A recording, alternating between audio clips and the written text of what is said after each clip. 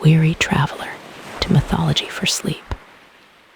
Tonight, we journey to ancient Greece, where the cosmos trembles and new powers rise. After a mighty struggle, Zeus, Poseidon, and Hades will claim their realms, ushering in the golden age of the Olympians.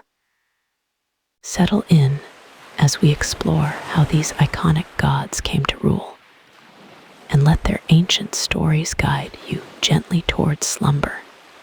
But just before we begin, if our stories help you drift off, please tap the like and subscribe buttons. In my channel, you can find Norse, Greek, and Egyptian mythology tales. Comment and tell me which myth you'd like to hear next. Your support helps us craft and shape more calm stories for fellow night owls. And now let your shoulders sink softly into the mattress and your mind drift into today's tale. A deep quiet settled over Mount Olympus. It was a strange, heavy silence, unlike any before. The clang of bronze, the roar of titans, those sounds were now gone. Only the wind whispered through jagged peaks. The air still hummed with residual power. Scars of war marred the once pristine slopes. Deep gouges ripped through ancient stone, fissures snaked across the mountain's face. Yet, a new dawn was breaking. Faint light kissed the highest summit. It painted the shattered landscape in hues of rose and gold. A new era had begun. The war, the long, terrible titanomachy, was finally over. Young gods stood upon the ravaged peak.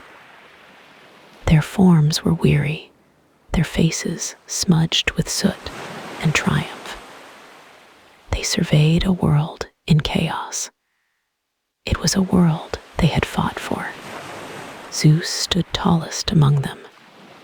His shoulders, though broad, carried a fresh burden. Victory had been hard won. His mighty thunderbolt, once a weapon of war, now rested quietly at his side. Beside him, Poseidon shifted.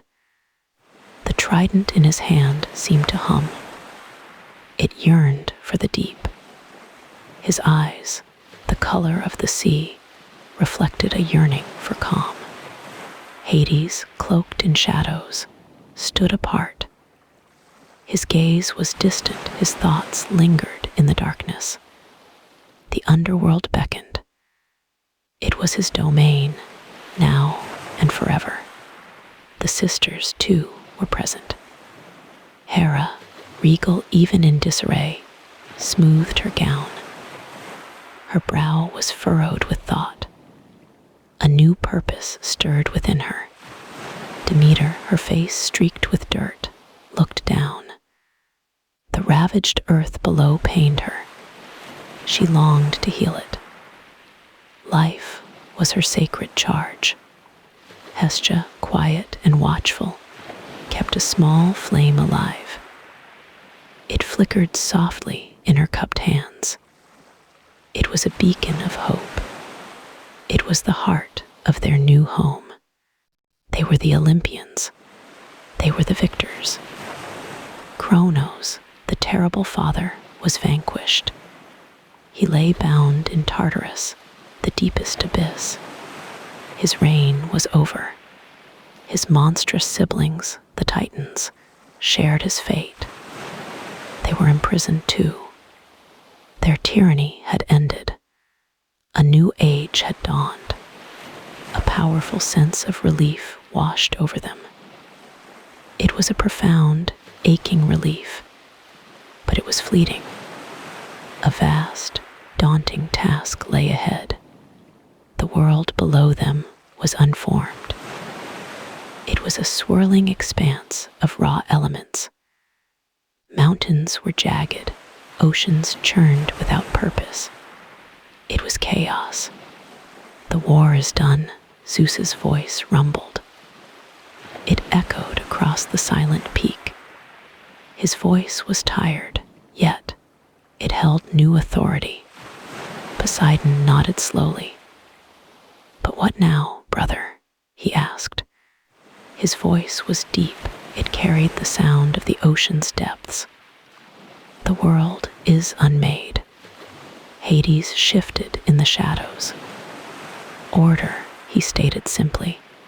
His voice was a low murmur. "It must be brought." Hera stepped forward. Her gaze swept over her brothers. "We fought for freedom," she declared. Her voice was clear. It rang with conviction. "Now we must build." Demeter looked to the scarred earth. "Life must return," she whispered. Her eyes held a deep sorrow. "The land weeps." Hestia's flame pulsed gently. "A home," she offered softly. Her voice was barely audible. "We need a home and a hearth." Zeus looked out at the vast, formless expanse. A new understanding dawned. Their victory was not an end. It was merely a beginning. The exhilaration of conquest began to fade. It was replaced by a heavy sense of responsibility. They were the world's new rulers. They had overthrown tyranny. Now they must establish order. They had fought for power. Now they must wield it wisely. The weight of creation pressed upon them. It was a different kind of burden. It was heavier, perhaps, than any battle. They were young gods. They were untested in governance. Their strength had been in war. Their wisdom would now be tested. The wind picked up, swirling around them. It carried the scent of rain and of new beginnings. The sun climbed higher. Mount Olympus, their new home, slowly began to heal. The scars remained, a testament to their struggle. But hope blossomed. The Olympians stood together. They were a family, forged in fire. They faced an uncertain future, but they faced it united. Their reign had begun. The world awaited their touch. It awaited their wisdom. It awaited their new order. The great hall shimmered. Sunlight streamed through the high windows. Dust motes danced in the golden beams. The air felt heavy, expectant. Zeus stood tall, his presence commanding. He surveyed his siblings, his kin. Their faces reflected a mix of triumph and uncertainty. The war was over, their victory complete. Now a new task lay before them. They had to govern. They had to establish order. The vast cosmos awaited their touch. "We have reclaimed our birthright," Zeus boomed. His voice echoed faintly. But chaos still lingers. He paused, letting his words settle. "We must bring structure to this world." Hera stepped forward, her gaze regal. "Indeed, brother," she affirmed. "But how shall we divide such immense responsibility?" Her question hung in the air. Poseidon, with his wild, untamed hair, stroked his beard. "The seas call to me," he mused. "Their boundless depths hold great power." He looked at Zeus. "I feel their pull." Hades remained in the shadows. His face was impassive. Yet, a keen intelligence sparkled in his eyes. He observed the others. He waited. Demeter, her hands clasped, spoke softly. "The fertile earth requires tending. Its bounty must be nurtured. Her voice carried a gentle strength. Each god offered their perspective. They spoke of their desires. They spoke of their strengths. The hall buzzed with their varied voices. Suddenly, the light in the hall shifted. It grew dim, then brightened. A cold breeze swept through the space.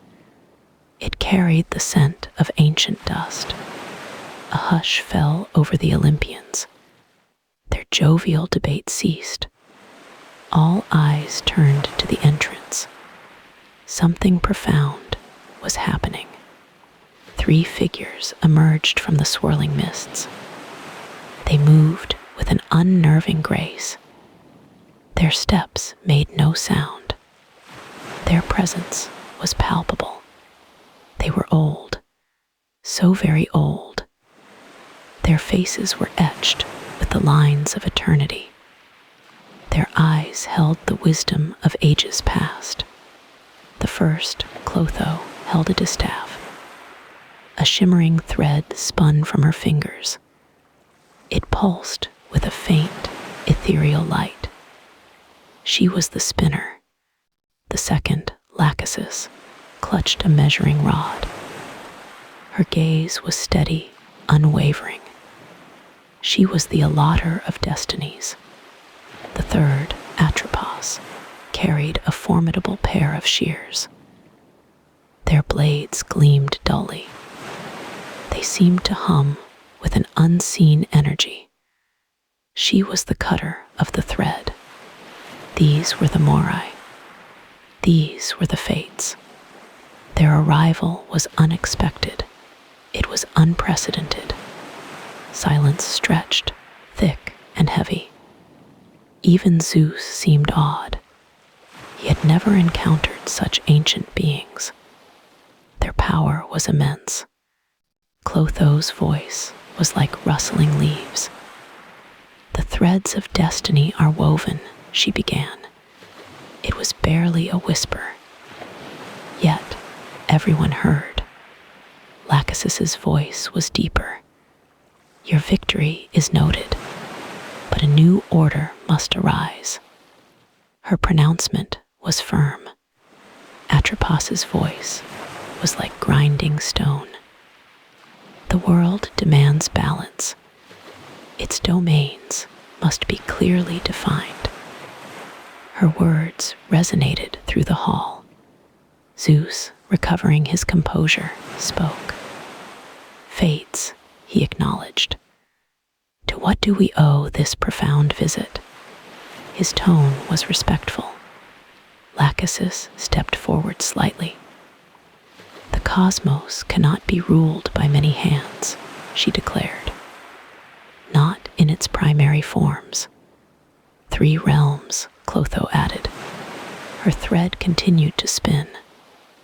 Sky, sea, and underworld. Atropos finished their decree. These must be divided. By lot.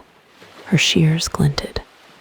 A collective gasp rippled through the Olympians. A lottery. For such immense power, this was unforeseen. Zeus's brow furrowed. He looked at Poseidon. He looked at Hades. The tension in the hall grew palpable. Poseidon's eyes gleamed. The thought of ruling the vast oceans excited him. But the lottery was a risk. Hades remained silent. His expression was unreadable. Yet, a flicker of something passed through his eyes. Was it anticipation? Was it dread? The Fates stood unmoving. Their pronouncement was absolute. There was no room for debate. Their will was paramount. Zeus knew this. He recognized their ancient authority. He knew he could not defy them. No one could. "So be it," Zeus stated. His voice was grim. The weight of the decision settled upon him. A lottery it shall be. The fates nodded as one. Their task seemed complete. They began to recede. Their forms blurred. The mists swirled around them once more. They vanished as silently as they had appeared. Only the faint scent of ancient dust remained. The Olympians were left in stunned silence. The grandeur of their victory now seemed overshadowed. A new challenge had emerged. Zeus, Poseidon, and Hades stood apart. Their gazes met. The stakes were incredibly high. Their destinies hung in the balance. The great hall, once filled with light, now seemed darker. The golden beams had faded. The air was thick with unspoken tension. The lottery, the ultimate gamble, for the very fabric of their new world, for their power, for their roles. And so the three brothers stood together. Their agreement was clear. The fates' decree would be honored. A golden helmet was brought forth then. It gleamed softly in the dim light of that ancient place. Within its polished bowl, 3 small, smooth stones rested. Each stone was unique. Each held a destiny. Zeus stepped forward first. His heart beat a steady rhythm. He gazed upon the stones. He felt the weight of the moment. Reaching in, his fingers brushed against the cool, smooth surfaces. He chose one. He drew it out slowly. He held it up for his brothers to see. A shimmering blue light emanated from the stone. It swirled gently, like the vast, open sky. This was his domain. The heavens, boundless and free, now belonged to Zeus. A profound sense of responsibility settled upon him. He looked up toward the endless expanse above. The sky stretched out, an infinite canvas. Its clouds drifted lazily. Its stars twinkled in the distant darkness. This was his to watch over. This was his to command. A quiet awe filled him. He felt the immense power within the stone. He felt the weight of his new role. Yet, a deep sense of purpose also took root. Next, Poseidon stepped forward. A restless energy pulsed through him. He looked at the remaining 2 stones. One called to him. He plunged his hand into the helmet. His fingers closed around a stone. He pulled it out with a swift, decisive motion. A deep, swirling green light pulsed from it. It shifted and flowed like the ocean's depths. It churned and crashed like the wildest waves. The sea was his. Its vastness beckoned him. A wild, untamed joy surged through Poseidon. He envisioned endless horizons. He saw crashing breakers. He heard the roar of the surf. He felt an immediate kinship with the boundless waters. He felt the freedom of the open ocean. He would ride the tides. He would command the storms. The sea's wild spirit resonated within him. He felt its raw power. He felt its unpredictable nature. This was his true home. Finally, Hades approached the helmet. A quiet solemnity cloaked him. Only one stone remained. Its presence was heavy. He reached in. His hand closed around the last stone. He withdrew it slowly. A deep, Impenetrable darkness emanated from it. It absorbed all light. It hinted at untold depths. This was the underworld.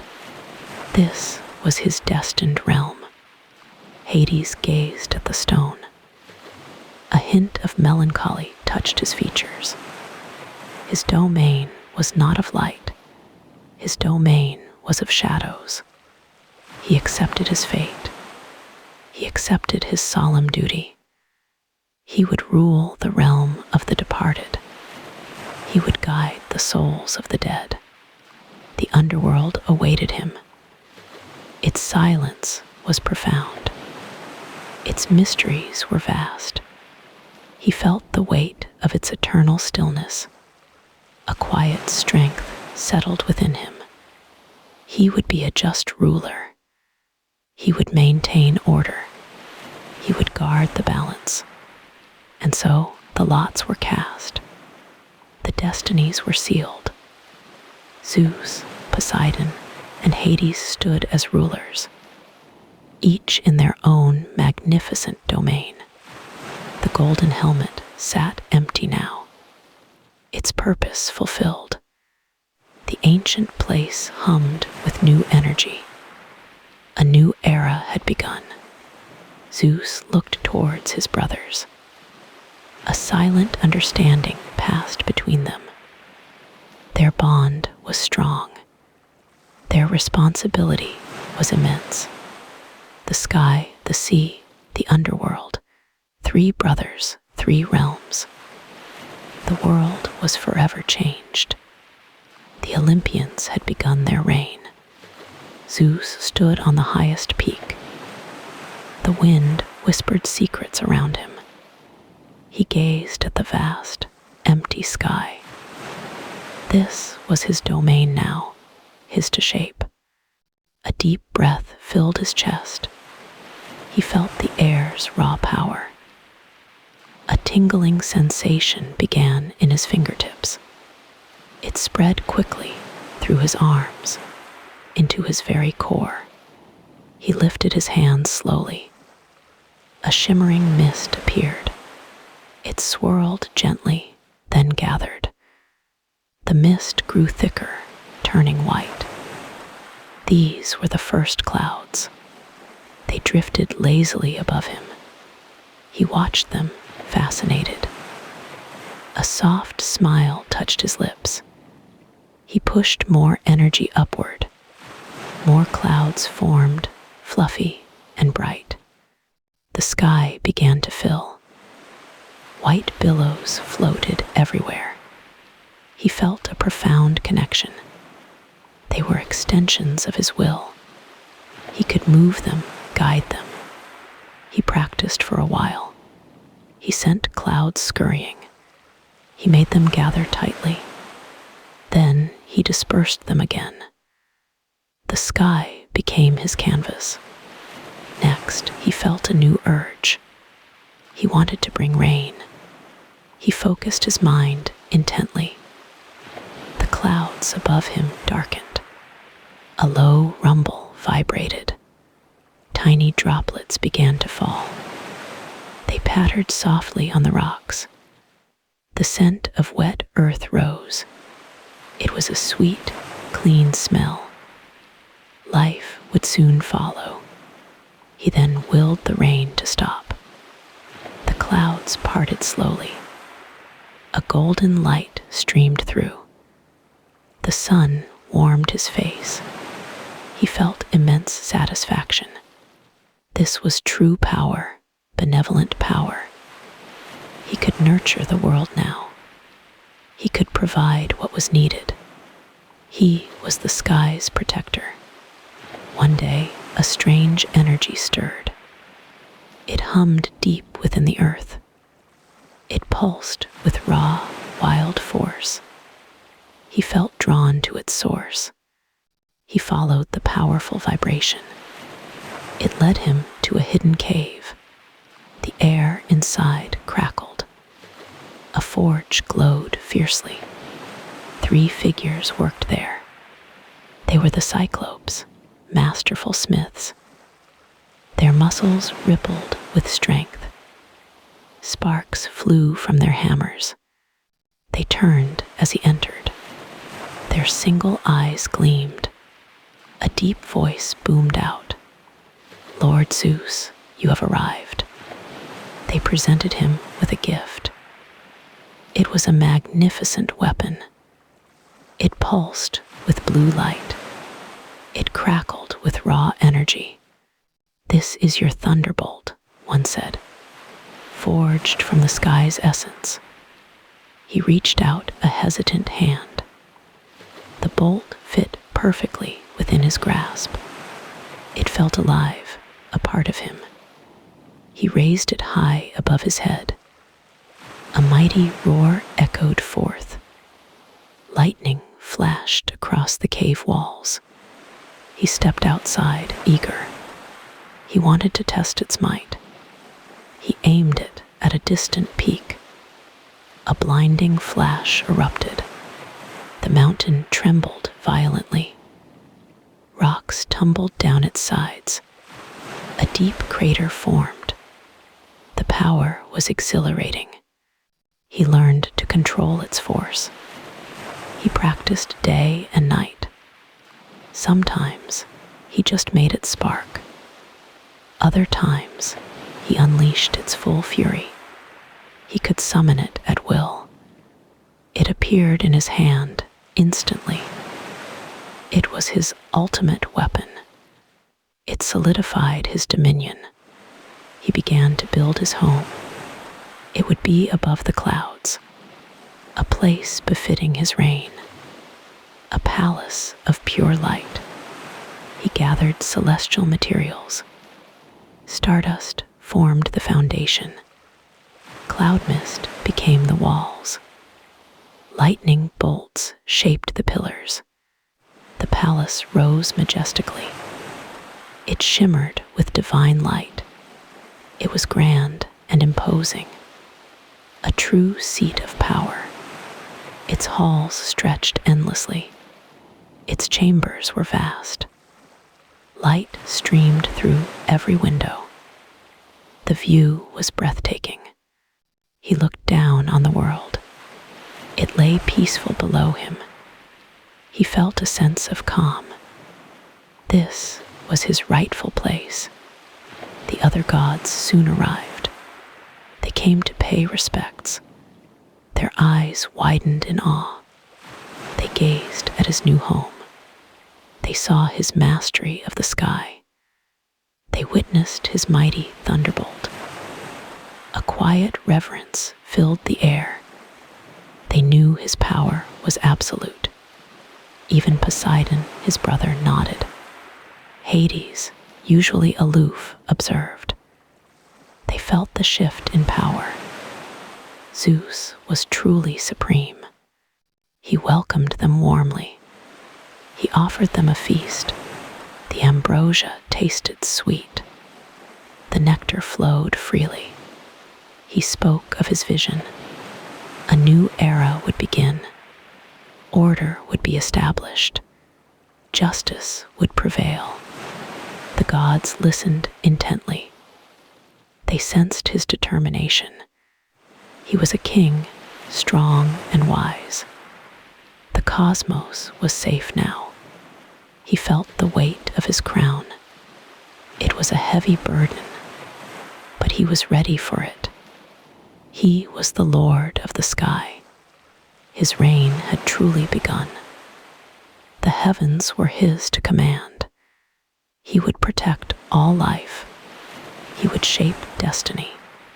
The stars twinkled above him. The moon shone softly. The clouds drifted gently. All was in harmony. The great war had ended. The Titans were vanquished. A new age dawned, a time of peace and order. Yet, the world still carried echoes of its violent past. The land itself seemed to hum with residual power. Now it was time for the Olympian gods to claim their domains. Zeus, the mighty king, chose the heavens, and the sky. Hades, the solemn brother, descended into the dark underworld. Poseidon, the wild-hearted, looked to the vast, shimmering seas. He felt an irresistible pull towards the ocean's depths. Its mystery called to him, a silent, powerful invitation. He stepped to the water's edge, a deep, resonant hum filling his ears. The sea welcomed him, its surface rippling gently. With a single, graceful motion, Poseidon plunged into the cool embrace. The water swirled around him, a liquid caress. He sank deeper, deeper still, past the sunlit surface. The light faded, replaced by an ethereal blue glow. He saw schools of fish, like living jewels, darting past him. Their scales shimmered, reflecting the dim light. Giant, ancient turtles drifted by, their shells adorned with barnacles. They moved with a slow, deliberate grace. Poseidon felt a growing sense of belonging. This was his realm. He knew it instinctively. He swam onward, his powerful limbs propelling him through the water. The pressure increased, but he felt no discomfort. Suddenly, a massive, three-pronged spear appeared before him. It pulsed with a faint, internal light. This was no ordinary weapon. It was a trident, forged of the ocean's very essence. Its power resonated with his own. He reached out, his fingers closing around its smooth, cool shaft. A jolt of energy surged through him. The trident felt perfectly balanced, an extension of his will. He knew then that it was meant for him. With a flick of his wrist, he commanded the currents. The water obeyed, swirling and parting. He held the trident aloft, its prongs catching the dim light. It hummed softly, a song of power and dominion. He continued his exploration, the trident now his guide. He encountered wondrous creatures, unlike any seen on land. There were elegant nereids, their long hair flowing like seaweed. They danced through the water, their laughter like bubbling streams. He met boisterous tritons, their upper bodies human, their lower halves fish. They blew conch shells, creating deep, echoing sounds. Their music filled the ocean, a wild, joyful symphony. Poseidon smiled, feeling their boundless energy. He saw colossal krakens, their immense tentacles reaching into the abyss. They were ancient beings, living mountains of muscle and sinew. Yet, they did not inspire fear in him, rather, a profound respect. He recognized their raw, untamed power. He rode upon the backs of magnificent hippocampi, creatures of myth and beauty. Their forelegs were like horses, their tails like fish.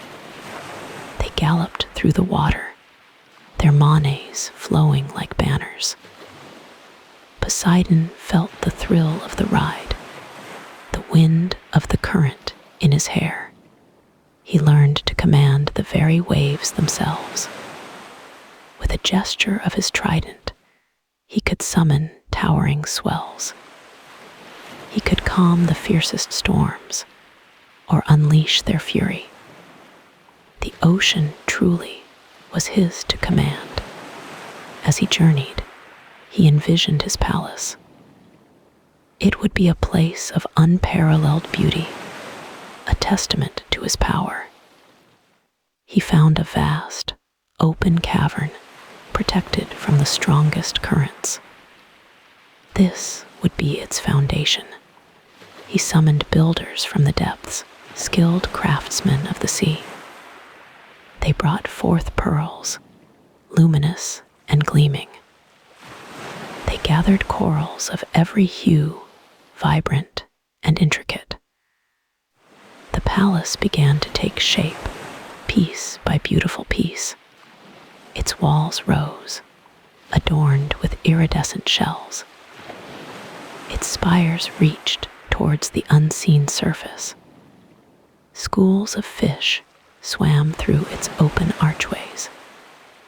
Bioluminescent creatures illuminated its inner chambers. He commissioned grand halls and private chambers. He designed vast gardens of swaying kelp forests. He created fountains where pure, fresh water bubbled up from the seafloor. His palace was a living thing, breathing with the ocean. Finally, it was complete, a shimmering marvel beneath the waves. It was a place of power and tranquility, a reflection of his own spirit. He had found his home, his sanctuary, his domain. Poseidon, lord of the seas, settled into his majestic realm. He had explored its depths, tamed its wildness, and built his kingdom. The ocean, once an unknown vastness, was now his beloved home. He ruled with strength and passion, a true king of the deep. The great war was over. The Titans lay vanquished. Now the three brothers stood, their fates decided by lots. Zeus claimed the sky, Poseidon the sea. Hades drew the final, formidable realm, the underworld. A profound quiet settled upon him. He knew his destiny. Hades turned from the sunlit world. He began his solitary journey downward. The path grew dim with each step. The air grew heavy, cool, and still. He passed through ancient, shadowed valleys. Gigantic, moss-covered stones marked his way. The vibrant colors of the living world faded behind him. Soon he reached the threshold. Two enormous, obsidian gates loomed before him. They were crusted with ancient frost and silence. No sound escaped their massive frames. He placed a hand upon the cold, dark stone. A shiver, not of fear, but of profound solemnity, ran through him. This was his now. He pushed the gates open. They groaned, a deep, resonant sound. The darkness beyond was absolute. He stepped into the void. A faint, phosphorescent glow soon appeared in the distance. It shimmered, drawing him deeper into the gloom. He followed its silent summons. The glow led him to a murky, winding river. Its waters were black as pitch. A small, crude ferryboat waited at the bank. An old man stood within it. His face was weathered, his eyes ancient and knowing. This was Charon, the ferryman of the dead. Charon looked at Hades with an unnerving stillness. He extended a gnarled hand. Hades understood the unspoken request. He placed a coin, a single gold drachma, into Charon's palm. The ferryman nodded once.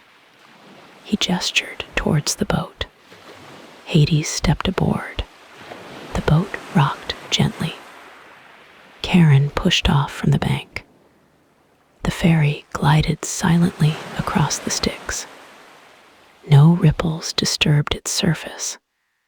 The silence was absolute. broken only by the gentle dip of Charon's pole. Hades felt the weight of countless souls that had passed this way before him. They reached the far bank. Charon offered another silent nod. Hades disembarked.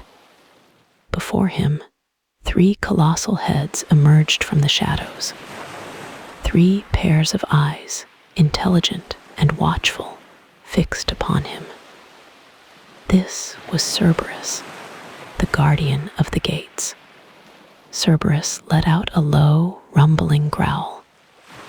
It vibrated through the very ground. Hades met its gaze. He extended a hand, slowly, calmly. He spoke softly, his voice deep and reassuring. "Good Cerberus," he murmured, "you are a faithful guardian." The central head tilted slightly. Cerberus sniffed the air. He sensed no malice, only calm authority. The growl subsided. He lowered his massive heads. Hades stroked one of the great, shaggy necks. It was a silent acknowledgement of their shared duty. He moved past Cerberus. The path continued, winding deeper. Soon, he encountered another river. Its waters flowed with a mournful, wailing sound. This was Acheron, the river of woe. Its currents carried the echoes of sorrow. Next, he found the river Lethe. Its waters were still and glassy. A mist rose from its surface. To drink from Lethe meant to forget. Hades knew this river offered solace, a release from earthly burdens. It was a necessary balm. Further on, a river of fire blazed.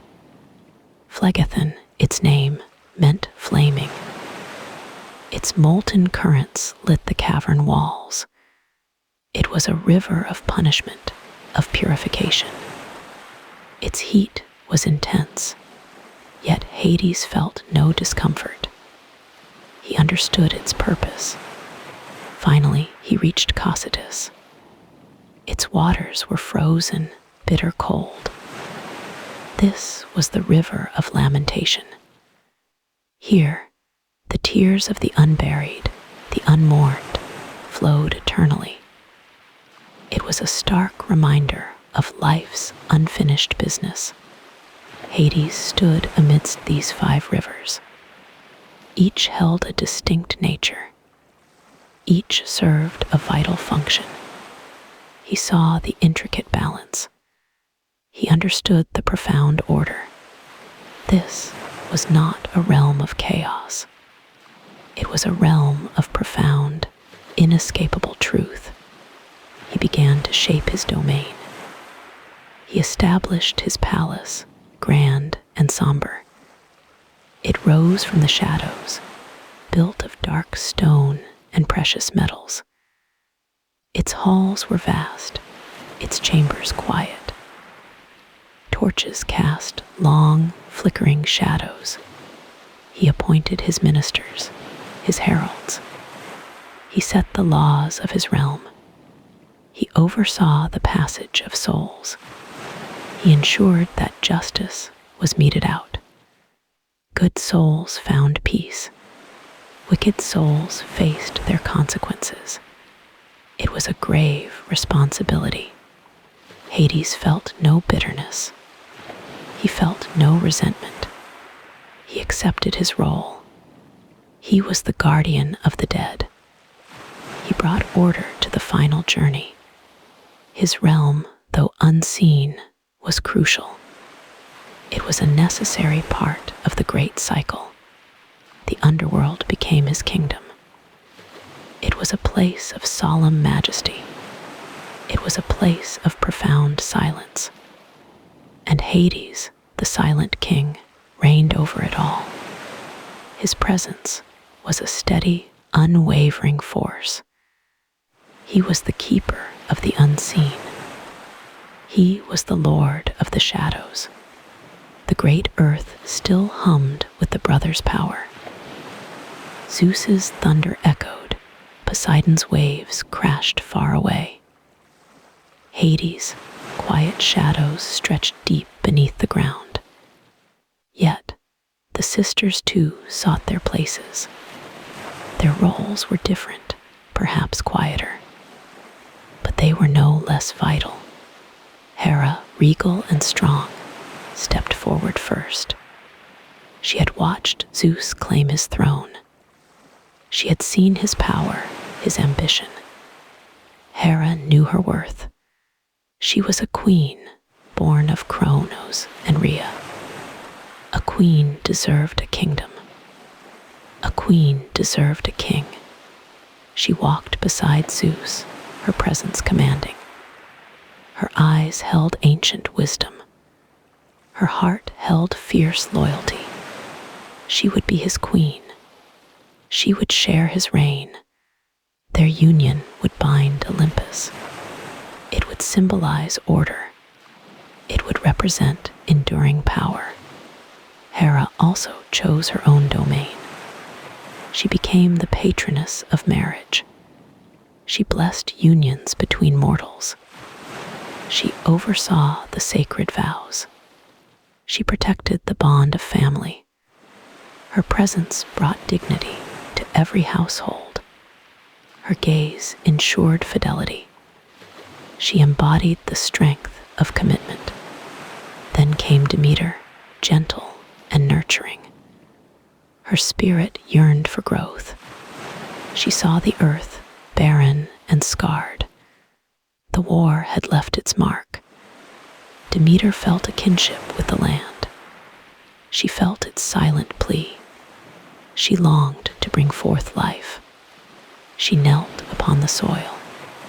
Her hands touched the dark earth. A warm glow emanated from her. Seeds stirred beneath the surface. Green shoots began to unfurl.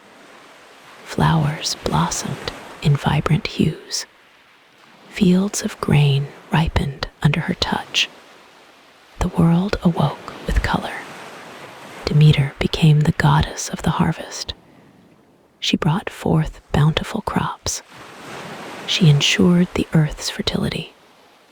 Mortals relied on her kindness. Their sustenance came from her gifts. She taught them to sow and to reap. She blessed their labors. Her presence brought prosperity. Finally, Hestia, calm and serene, found her purpose. She did not seek a grand domain. She did not desire a throne. Her heart sought warmth.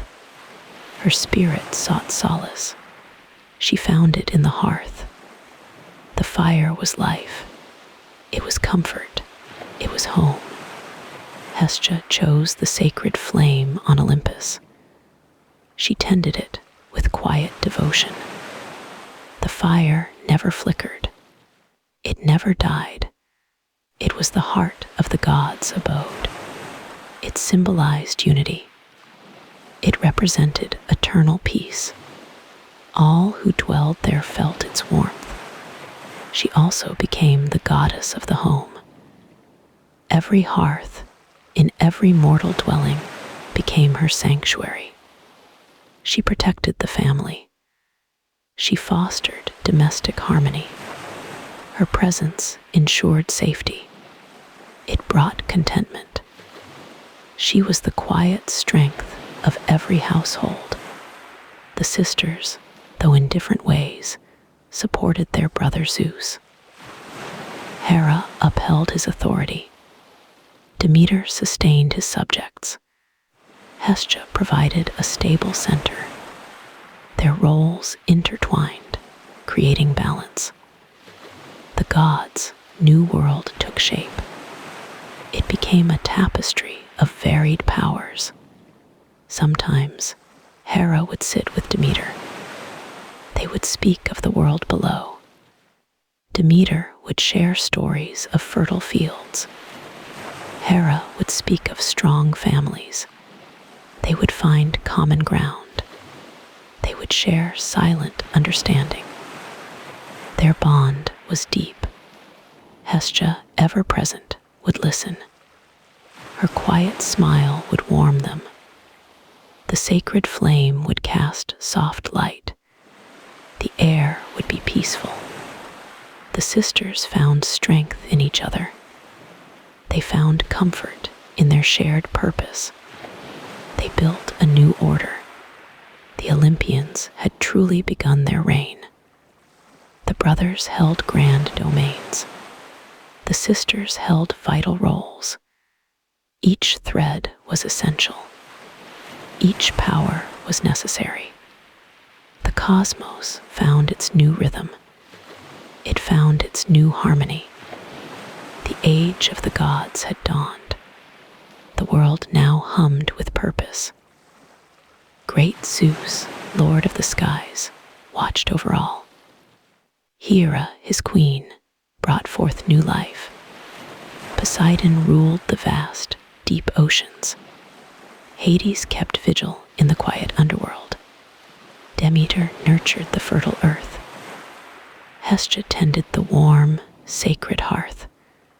Their realms were settled, their power was firm. Yet other powers began to stir. Younger gods emerged from the mists. They brought new gifts to the world. Each found their own special place. Each added to Olympus's grandeur. The divine family grew larger. Its influence spread even wider. First came bright Athena. She sprang from Zeus's own head. Her eyes held ancient wisdom. She wore shining, polished armor. A keen intellect guided her. She championed justice and skill. Battles were fought with cleverness. Crafts flourished under her gaze. She taught mortals weaving. She taught them pottery too. Athena, the wise, was a beacon. Her presence brought calm resolve. Then appeared twin deities. They were radiant and full of grace. Apollo, with his golden lyre, sang. His melodies soothed every heart. He brought forth the morning sun. His light warmed the whole world. He healed all suffering. He inspired prophecy, too. He was the patron of music. He was also the archer god. His sister was swift Artemis. She roamed wild, untamed forests. Her silver bow was ever ready. She hunted with silent precision. The moon was her gentle companion. She protected all wild creatures. She guarded young maidens as well. Her spirit was fierce and free. She embraced nature's raw beauty. She was the mistress of the hunt. Next, quick-footed Hermes. He moved with boundless energy. Winged sandals carried him fast. He was the gods' swift messenger. He carried tidings across realms. He guided souls to the underworld. He was the god of travelers. He blessed merchants and traders. His wit was sharp and playful. He brought laughter to Olympus. Soon, lovely Aphrodite emerged. She rose from the sea's soft foam. Beauty radiated from her being. Love bloomed wherever she stepped. She inspired passion and desire. She fostered all new beginnings. Her touch brought forth true joy. She was the goddess of pure love. She was also the goddess of beauty. Her charm was simply irresistible. Then came the mighty Ares. He held a bronze-tipped spear. The clash of battle was his song. He reveled in conflict's fury. He led armies into fierce war. His presence stirred up courage. His spirit was bold and strong. He was the god of brutal war. He embodied raw, untamed might. Next, limping Hephaestus appeared. He was a master of the forge. His hands crafted wondrous things. Fire danced within his workshop. He hammered metals into art. He built palaces for the gods. He fashioned weapons of great power. He was the god of all craftsmen. He was also the god of fire. His creations were truly magnificent. Finally, Dionysus arrived. He was crowned with vine leaves.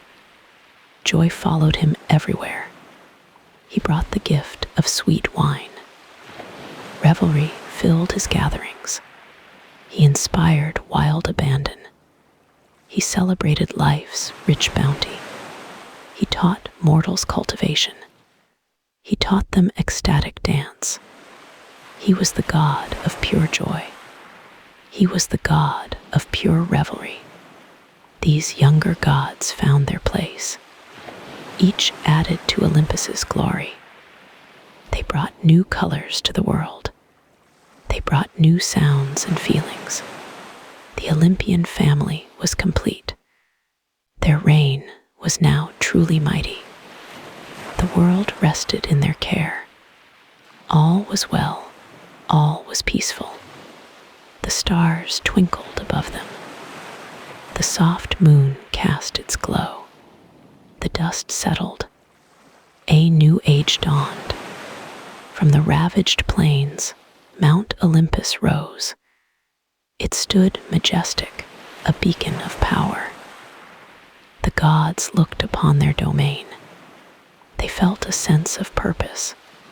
Their victory was complete. Zeus surveyed the peak. He envisioned grand structures, palaces of shimmering gold, temples of polished marble. He spoke, and the mountain responded. Earth and sky bent to his will. The very air hummed with creation. Hephaestus arrived, his hammers ready. He was the master builder. With Cyclopes as his helpers, he began. They lifted massive stones. They shaped molten metals. Sparks flew like distant stars. Hera's palace took form first. It gleamed with pearl and silver. Peacocks roamed its gilded courtyards. Their cries echoed softly. Next came Zeus's own grand hall. It soared above all others. Lightning etched its highest spires. Poseidon's abode followed. It shimmered with ocean hues. Coral grew in its inner gardens. Seafoam adorned its walls. Hades chose a more somber dwelling. It was deep within the mountain. Onyx and obsidian formed its core. Apollo's palace glowed. It radiated golden light. Muses sang within its halls. Their melodies drifted down. Artemis preferred a simpler dwelling. It was nestled among ancient trees. Moonlight bathed its quiet glades. Athena's temple rose. It was a marvel of wisdom. Olive trees surrounded its entrance. Owls nested in its eaves. Ares's fortress was stark. It was built of dark, unyielding stone. Weapons adorned its formidable walls. Hermes's dwelling was swift. It seemed almost ethereal. Wings adorned its every corner. Messages flew from its gates. Demeter's home was fertile. Flowers bloomed in every room. Harvests filled its bountiful stores. Dionysus had a vibrant space. Vines draped its cheerful walls. Laughter echoed from its chambers. Wine flowed in endless streams. Aphrodite's palace was pure beauty. Roses bloomed in perpetual spring. Love pervaded its every breath. The construction continued day and night. The mountain hummed with activity. Each god's personality shone. It was reflected in their homes. Olympus was becoming alive. It was a city of divine splendor. When the last stone was set, silence fell. A profound quiet descended. The gods surveyed their magnificent homes. A deep satisfaction settled. They had built their new world. It was glorious. It was eternal. Then came the grand celebration. The very first feast. Long tables groaned with food. Ambrosia and nectar flowed freely. The gods gathered in Zeus's hall. They sat on thrones of polished gold. Laughter filled the vast space. Zeus raised his chalice high. To Olympus he boomed. His voice resonated through the hall. To our new beginning, the gods echoed his toast. Their cups clinked together. A new era had truly begun. Music drifted from Apollo's lyre. The muses sang ancient songs. Their voices were pure and clear. They filled every corner. Graceful nymphs danced. Their movements were fluid and light. The air shimmered with joy. Hera smiled, a rare, soft smile. She watched her family, her divine family. There was peace in her heart. Even Ares looked content. He jested with Hephaestus, a rare moment of camaraderie. Poseidon recounted tales. He spoke of the deep oceans. Hades, though quiet, listened. A faint smile touched his lips. The bonds between them strengthened. They were no longer just victors. They were a unified pantheon. Days turned into weeks, weeks into months. The golden age flourished.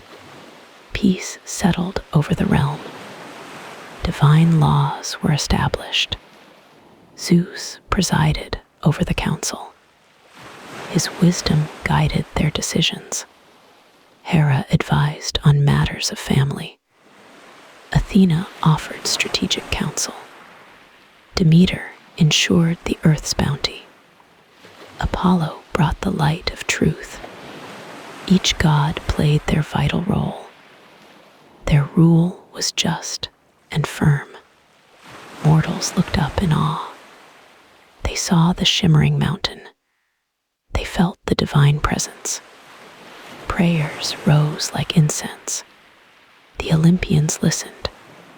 They guided humanity with care. A new order was established. The stars shone brighter. The rivers flowed clearer. The very air felt purer. Olympus was a beacon, a symbol of divine power, a sanctuary of eternal peace. The golden age had truly dawned, and so the gods reigned. Their power was absolute, their wisdom profound, their glory unmatched. The cosmos held its breath. A new chapter had begun. The Olympians were here to stay. The golden light still shimmered. It draped over Olympus, soft and warm. Peace had settled. A gentle hum filled the air. But even in tranquility, challenges could stir. A whisper began far below. It rustled through the roots of ancient trees. It drifted across the deepest valleys. It spoke of a new unrest. A creature had awoken. It was not truly evil, just lost. It was a remnant of an older time, a forgotten power. This creature was a gorgon. Her scales gleamed dull bronze. Her hair was a tangle of slow-moving snakes. Her gaze did not turn stone. Instead, it brought a deep, unsettling sadness. It brought a languid despair. She wandered through a mountain pass. It was a place of quiet shepherds. Their flocks grazed peacefully there. But the Gorgon's presence changed things. The sheep grew listless. Their wool dulled. The shepherds, once cheerful, felt heavy. A pall of quiet sorrow began to spread. It touched the villages nearby. Zeus felt it first. A subtle shift in the world's balance. A faint discord in the harmony. He closed his eyes, he reached out. His mind touched the distressed land. He saw the drooping flowers. He saw the silent streams.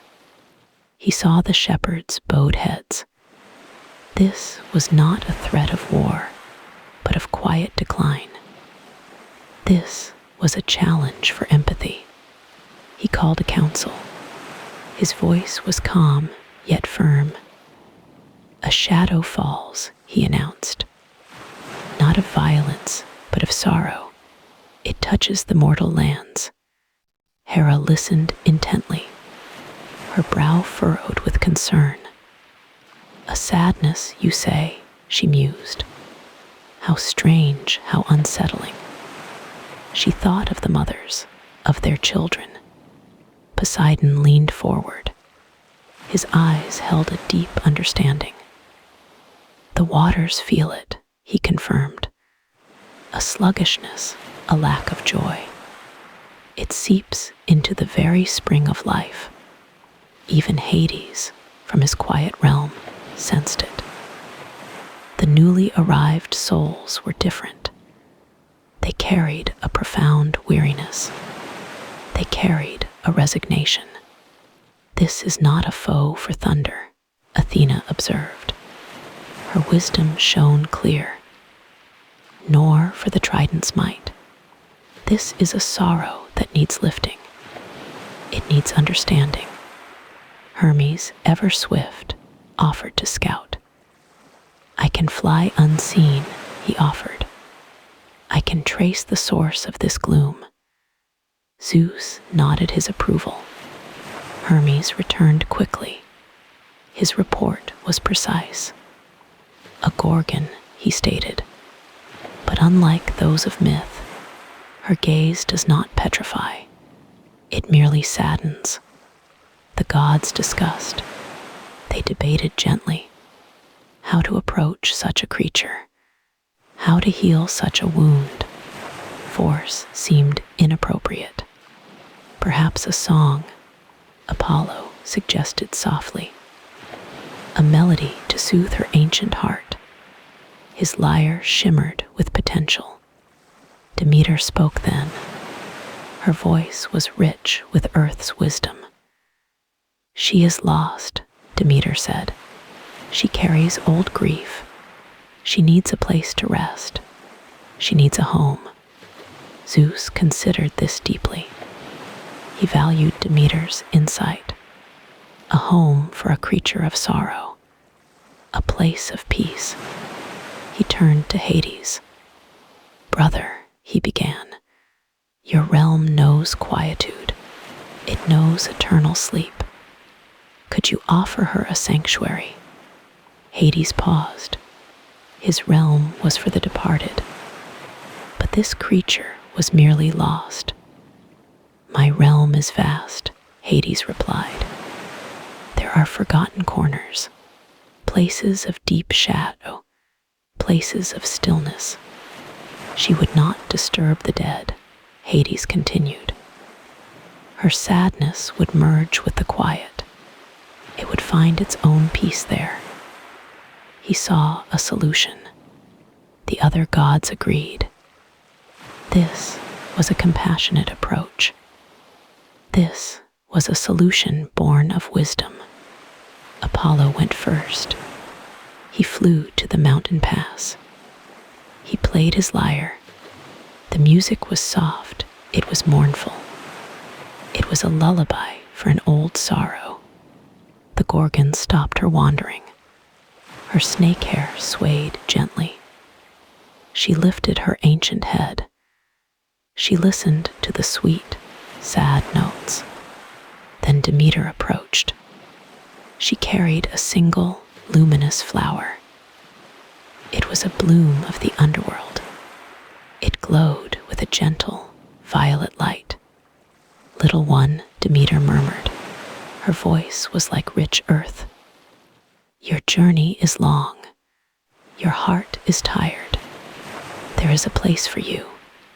The Gorgon looked at Demeter. Her deep eyes held no malice, only an ancient, weary sadness. Next, Hades appeared. He emerged from a shimmering portal. It opened briefly in the mountain air. A cool, still breeze drifted out. He did not speak. He simply extended a hand. His touch was not cold. It was calm. It was inviting. It promised deep, unbroken rest. The Gorgon hesitated. She looked at the flower.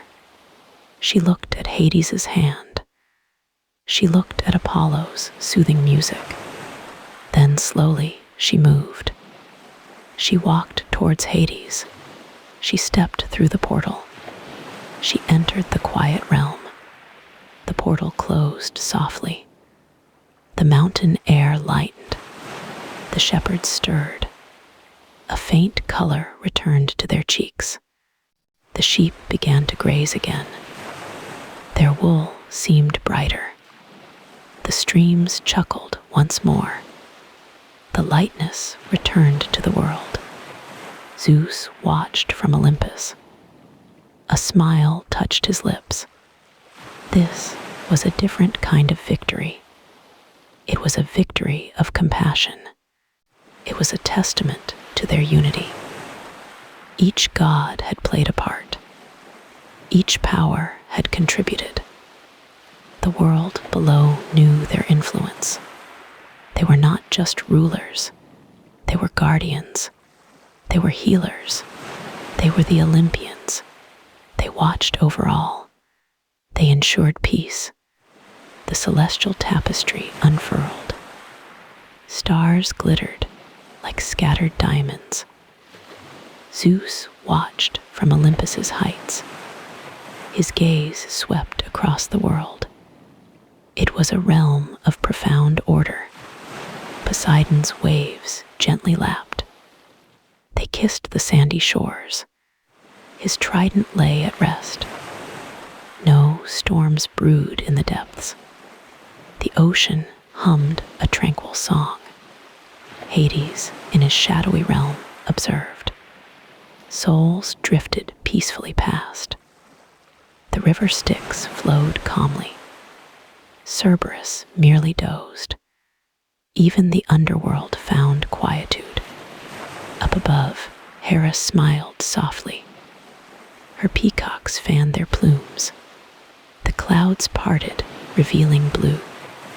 Her watchful eye saw balance. All was well within her domain. Demeter's fields ripened. Golden wheat swayed in the breeze. The earth yielded its bounty. Life thrived under her care. Harvest blessed every corner. Hestia's hearth glowed warmly. Its embers pulsed with life. Smoke curled upwards, thin and pure. The flame offered comfort. It symbolized enduring peace.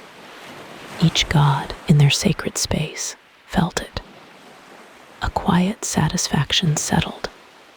Their work had borne fruit. Chaos had truly receded. Order now reigned supreme. Rain fell from the sky. Zeus sent it, a gentle blessing.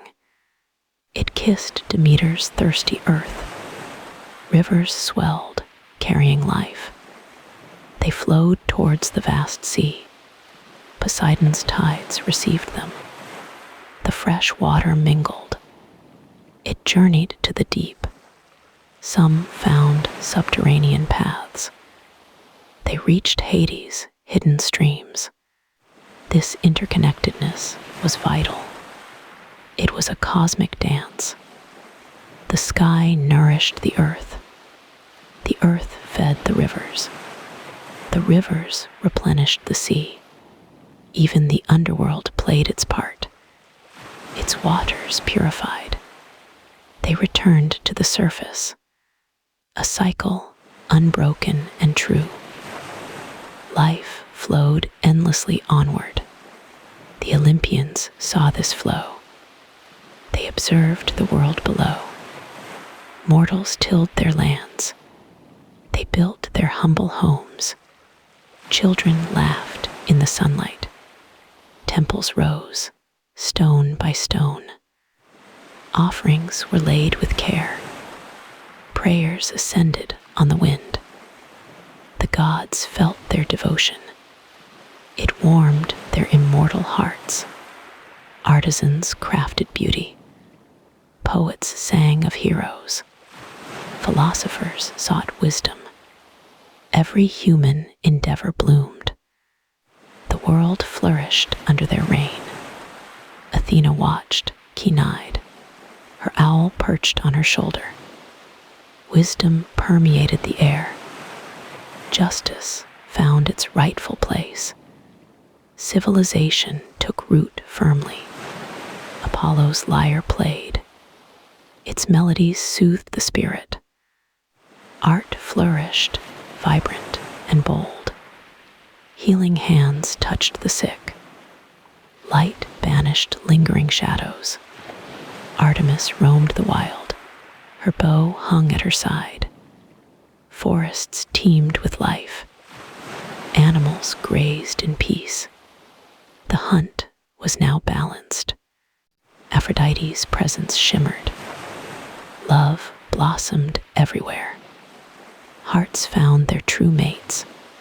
Beauty graced every form. Joy filled the mortal realm. Hephaestus worked at his forge. His hammer struck in rhythm. Tools were crafted with skill. Inventions made life easier. Industry hummed with purpose.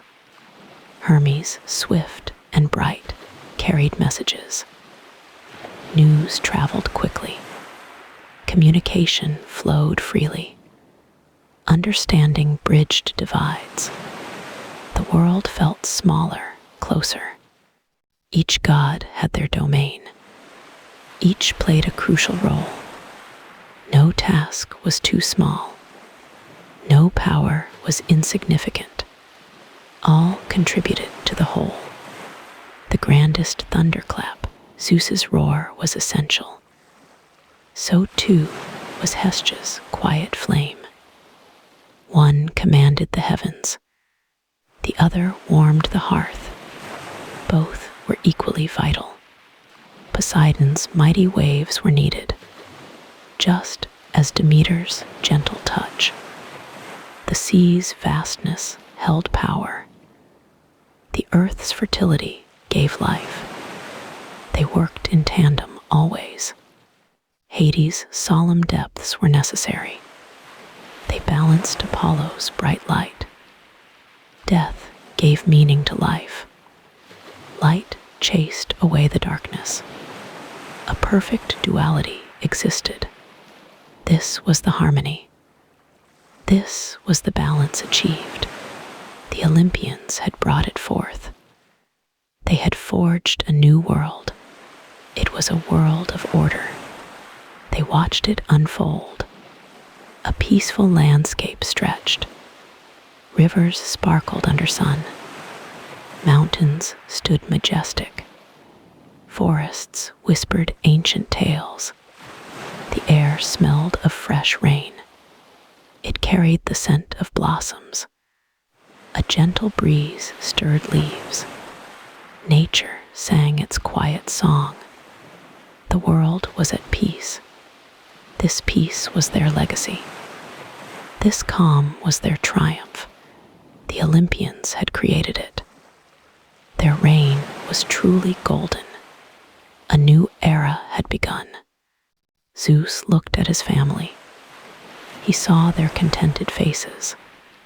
They had built this together, each god a crucial thread, weaving a tapestry of peace. The stars above twinkled. They seemed to nod in agreement. A soft, celestial hum. It echoed through the cosmos. The universe itself rejoiced. A profound quiet settled. Only the gentle hum remained. The Olympians rested now. Their great work was complete. The world slept soundly below.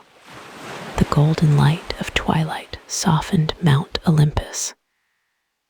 A gentle breeze stirred, whispering through the sacred groves. From the highest peak, the Olympian gods looked out. Below them, the world stretched, vibrant and alive. Zeus stood tall, his gaze sweeping the horizon. A quiet contentment settled upon his brow.